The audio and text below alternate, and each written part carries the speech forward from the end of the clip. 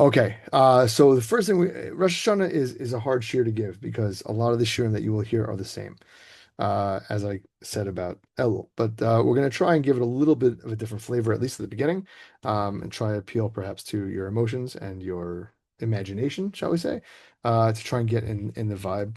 And then we'll talk about some things that you may or may not have heard. Um, I want you guys to imagine the following. Right, let's imagine that you are standing in a narrow corridor, right, online with many, many people. Okay. And in the middle of the corridor is like one of those felt kind of dividers. Like if you go to like a movie theater, I don't even know if they have those in movie theaters anymore. They used to. Anyway, it's like felt dividers, like a little rope, right, dividing things off. And you're standing on one line, moving very slowly. Once in a while, on the left side, someone kind of like walks past looking like a zombie. And you're there for hours and no one is talking and people are just like freaking out. You finally get the courage to ask somebody walking in a direction, what's going on? Where are we? Why is it? What's going coming up ahead? Nothing. They don't even give you a passing glance. And then you start getting, as you get further and further, there's music. You start feeling like a funeral procession. You start feeling like the hairs in the back of your neck start stepping up. And you hear some banging, right? Some hammer going. Like what? You're very, very confused. Finally, you get to the end of the line. And you notice that there's a gray curtain which parts once every 5 minutes or so. Once to let somebody out, and once to let the next guy in. Person who goes in looks normal, like you do, and the person who comes out looks like he's had his soul sucked out by a dementor or whatever. Finally, it's your turn, right? You get up to the curtain and you get pushed through, and the curtain parts, and you have stepped down into a small pit about waist deep, and the only thing is besides you in this little pit is a stender with nothing on it. And you all of a sudden you start hearing people whispering your name.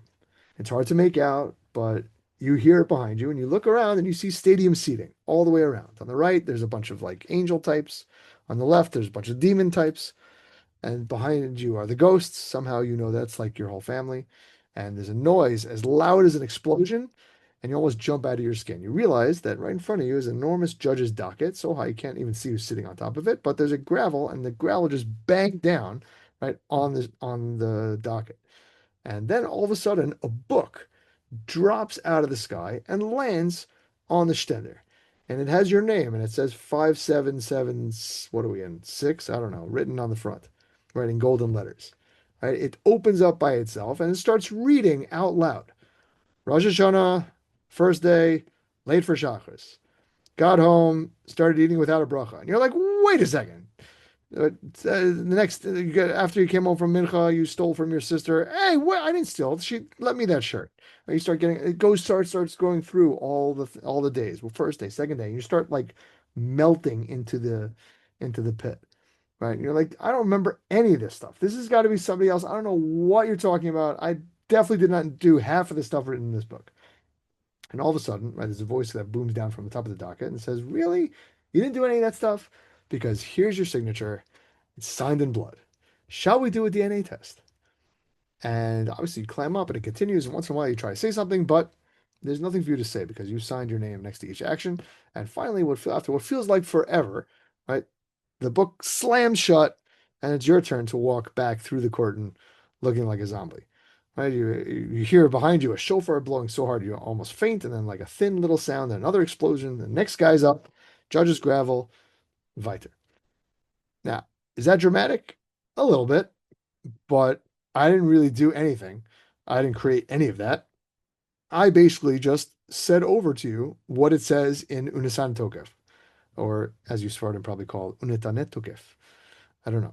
But if you're in shul during that time, there's a tefillah in the middle of the Yom Run davening that is very, very powerful. It's called the Netana Tokef. And the story, if you're not familiar, is that a certain Rabbi Amnon of Mainz, who that was in Europe somewhere, France, I don't know, was maybe not, but was pressured by the local bishop to convert to Catholicism to become a Catholic. And after stalling, right, in order to stall, he said, "I need 3 days to consider the offer." Right, immediately he regretted like even entertaining it. And after 3 days, right, he came to the guy and he said, "Listen, you got to cut my tongue out. I can't believe I even told you like for 3 days that I would even think about this." So instead, the guy said, "That's a nice offer, but I'll take your hands and legs instead." And given the choice, right, he decided again not to convert, and they cut his hands and legs off, and obviously that was not too pleasant. And as he was dying, Rabbi Amnon asked to be carried to shul, where he said this prayer of Nitzana Tokef by the Aron, and 3 days later, and then he died, and then 3 days later he appeared to somebody in a dream of Kolonimus ben Meshulam or whatever, as I don't know what that is, but he appeared to him in his dream, and he taught him the tefillah. Now, is that story true? I don't know, but it's brought down by the Oisarua and Hilchos Rosh Hashanah. So it's pretty legit. Um, that is basically if you read the English, that is basically what I just said to you in a, you know, adorably dramatic form. Where does this come from? And how do we survive, right, this type of gzar din, this type of judgment? Because literally everything that we have done is in a book and it's written and we've signed and sealed on it, and we're going to be read that back to us. So well, that's basically how the judgment works. So how do we survive that type of judgment?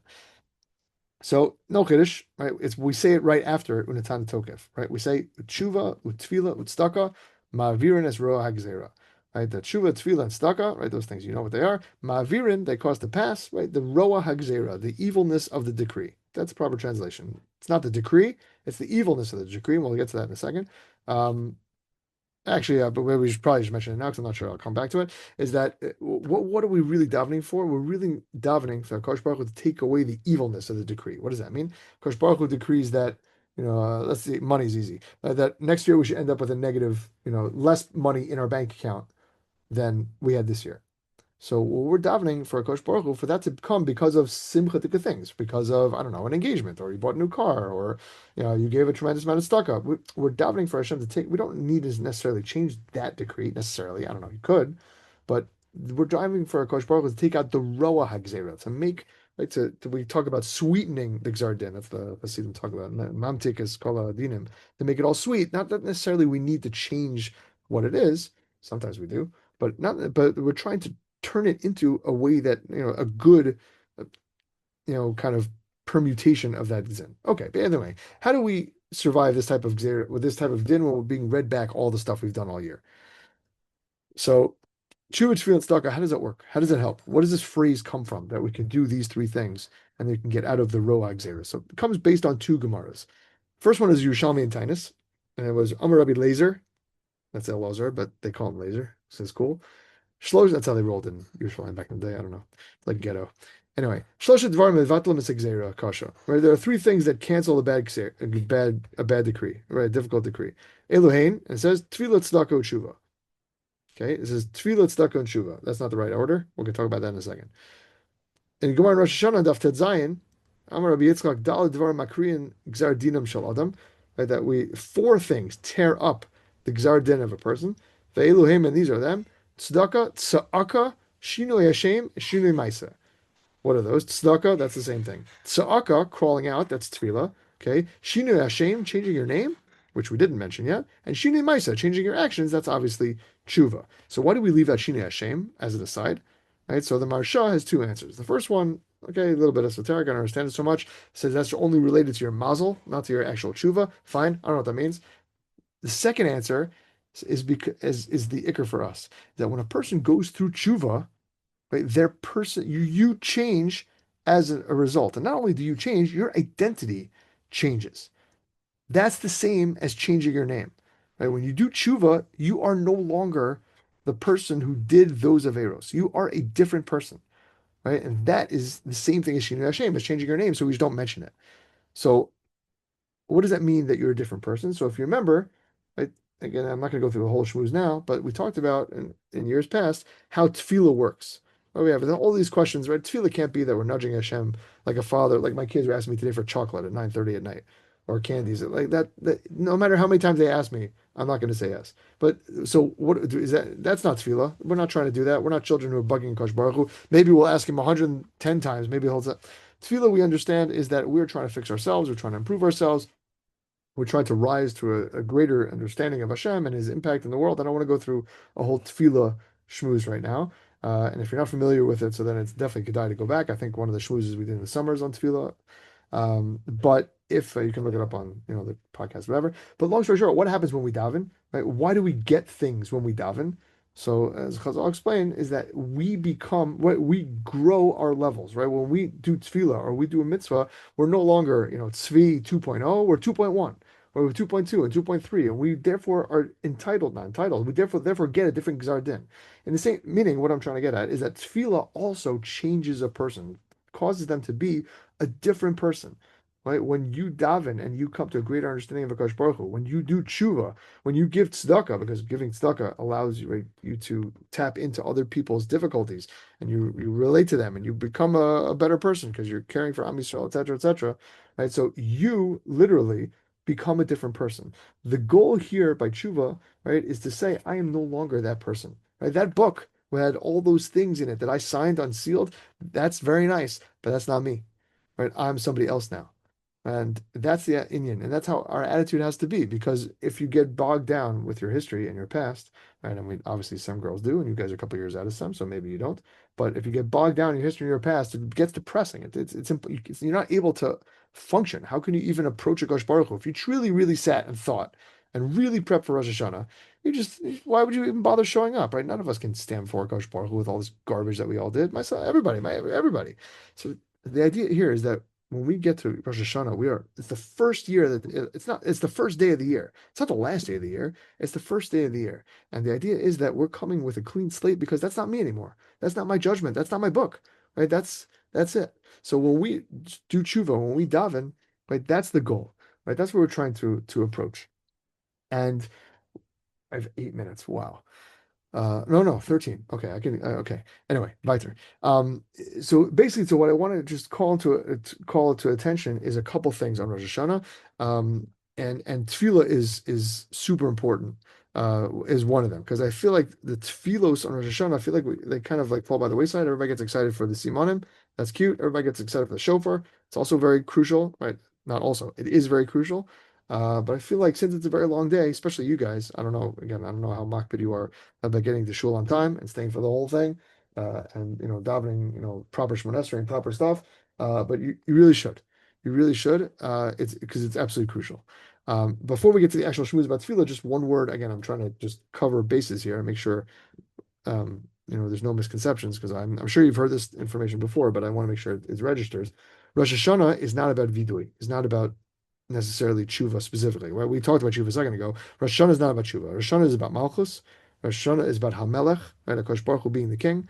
And we talked about tshuva a second ago, right? There's no vidui on Rosh Hashanah. Right? We emphasize Hamelech all the time. Right? We say Hamelech Hakadosh. We start with Hamelech and Chakras. And the problem is that very often that avoda seems to almost feel watered down because if you'd ask any frum Jew, right, you're going to shul, right, on Rosh Hashanah, you're keeping yontif, right, you're doing these mitzvahs. What, you don't know Hashem is king? Of course you know Hashem is king.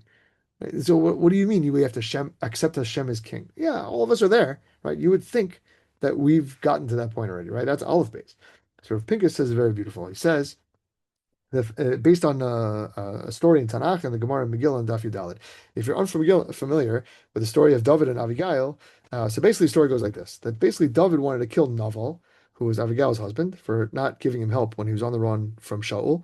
And Abigail traveled to speak with David and beg for her husband's life. And the conversation went something like this.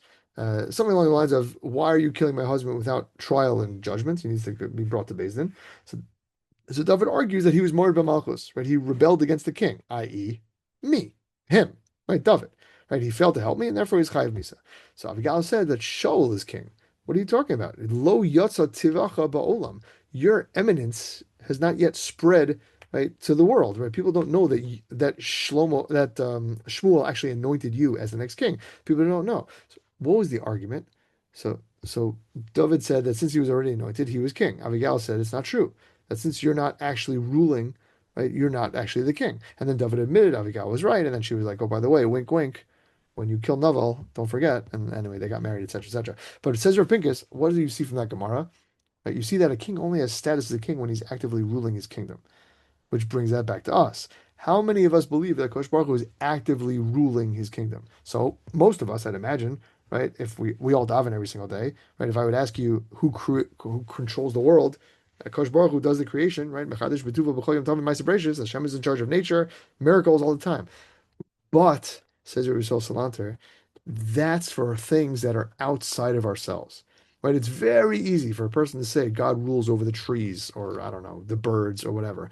It's very different to say that God rules over me. That's much different. That's very different. And that's much more difficult. Right? To realize that Kosh Baruch Hu is actually ruling our own lives. Right? To have Emunah B'tachon, again, without giving the details, to have, first of all, Emunah B'tachon, that Kosh Baruch Hu is taking care of us. And second of all, right, to be an Eved Hashem, right, to subject ourselves sometimes, right? Sometimes we have stuff that we want, and that's not, what a Kosh Baruch Hu wants.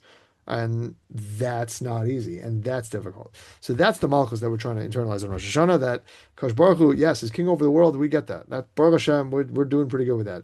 But for to understand that Kosh Baruch Hu is king over me, right? That's very difficult, and that's what we're trying to kind of pump out. Let's move back though to tefillah because I just wanted to cover that Indian very quickly. But let's go back to tefillah. Rav Melech points out nowadays that the fear and awe of Rosh Hashanah is greatly diminished.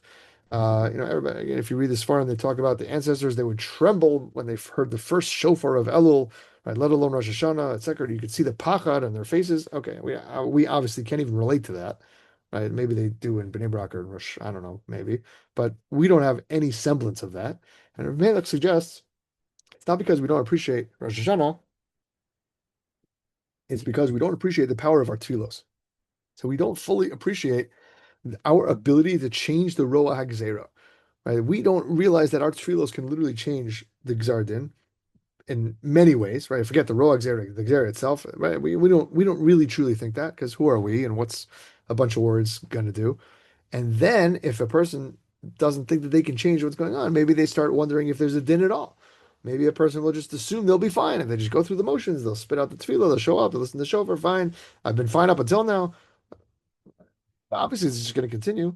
So again, tefillah and Rosh Hashanah is very crucial. The Rav Melech says that tells about Rav Chaim Brisker that he used to sit and say Tehillim when he wasn't in shul and he wasn't eating.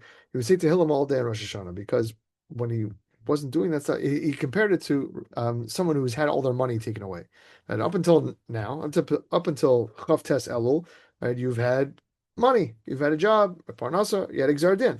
Right, but now, right on Rosh Hashanah, you get a new Gzar Din, you get a new judgment, right? So that Chaim Brisker truly believed that, right? He was davening because he felt that he was, didn't quote unquote have everything, even though obviously the way the world functions is that we keep it from one to the next. We get caught up in the hergel and the regular kind of just assumption of the physical world. We assume everything will be fine. Everything will be fine, but that's Kosh Baruch who's going to give us a good judgment. I mean, Ken Yiratzon. So on this day, that's the Yom Adin, right? And we have to again that we have to. I don't really have time to go through what that means. Yeah, okay, meaning when we say the Yom Adin, you guys understand that it's not just one specific judgment. Yeah, there's a list of judgments of what happens in certain scenarios. Meaning it's not that literally everything that is going to happen in the next year is signed, sealed, and delivered, and we cannot change it. And there's therefore no point in, doing anything after Yom Kippur. That's not how it works, right? You get a whole kind of package of, well, if you do these mitzvahs, you get this, and if you're on this level, you get that, and if you're on this level, you get this. Yeah, you guys, again, this is new to you? Some people nodding. Okay, all right. If it's not clear, so maybe we'll go through it another time. Maybe we'll talk about Yom Kippur. Maybe we'll talk about that a little bit also. But anyway, tefillah on Rosh Hashanah is crucial. Let's get this nikuda down. Rav Melech quotes the Rokeach, who points out that the nusach after we blow the shofar, at least Ashkenazim, I don't know what you Sephardim do, is Hayom Haras Olam. Hayom Harat Olam. Today is the birthday of the world, literally the birthing of the world. And Haratz is the Lashon Herayon of pregnancy. That and the Indian and the comparison is not just that the world was created today, right? That birth today, but the Indian is when someone is pregnant, so they're going to birth something that will have long-term effects, right? So too on Rosh Hashanah, right? This Gzar Din is going to have long-term effects, right, throughout, right, the year. He says it's interesting. We call Rosh Hashanah, right, Yom HaZikaron, right?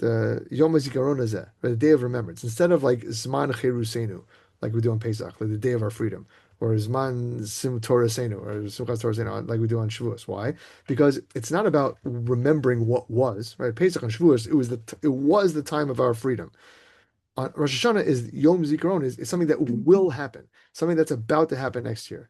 The Chiddushei HaRim explains that the tefillos are so important in Rosh Hashanah because the Gemara says in Yevamos, right, that the reason that the imahos were barren, right, you guys are familiar with this, right, the reason the imaros didn't have any children was because the Kodesh Baruch Hu wanted the tefillos, misavel tefillos shel tzaddikim, and Kodesh Baruch Hu wanted the tefillos. Now, that's beautiful, and that's a tefillah shmooze, but says the Chiddushei HaRim, unbelievable. When were the imahos remembered?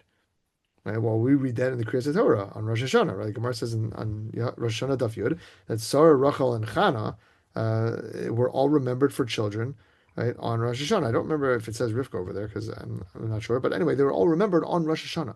Right? Apparently, says the Chiddushei HaRim, it's Rosh Hashanah and Tefillah that bring about certain Yeshuas, right? It's obviously, for some things, Tefillah works without Rosh Hashanah, and Rosh Hashanah works without Tefillah. But instead, for serious, for all these big things, right? It could very well be that you need both, right? You need the power of Rosh Hashanah, Anug Zardin, and the Tefillah. You can't just wake up on Rosh Hashanah, stroll into shul 3 hours late, listen to some of the shofar, check the box, and hope for a good year, right? Like the pasuk says in this parsha, a person can't just say, Shalom yali ki b'Yerushalayim. I can't just say, you can't just say the peace will be to me because I'm just going to do whatever I want and everything will be fine. We have to actively work and daven and show up. It says Avnei Nezer, that's the reason, one of the reasons why we dip the challah in the honey, right? You've heard this before from the Avnei Nezer, that honey comes from a bee. A bee is tame, right? A bee is treif. That's the only thing. It doesn't come from a bee. Okay, whatever. Exactly how it comes. We get honey from bees. It doesn't come from, but it's the only food where the creator of the food is treif, and the actual food that comes out is tahor, right? Pig's milk is treif, comes out of a pig, etc. Horse milk is treif, comes out of a horse. Cow milk is kosher, comes out of a cow. A bee is treif. But the honey it produces, again, it's not exactly the same biologically, but stay with me, okay? It's a whatever. But the honey is tahor. So it says Avnei Nezer, that reminds us that on Rosh Hashanah we can change the bad into good. That we have the ability to flip all the tummy things in our lives, right, to tahor. Right? One of the ways to do is tshuva, and one of the ways to do it, right, is tefillah.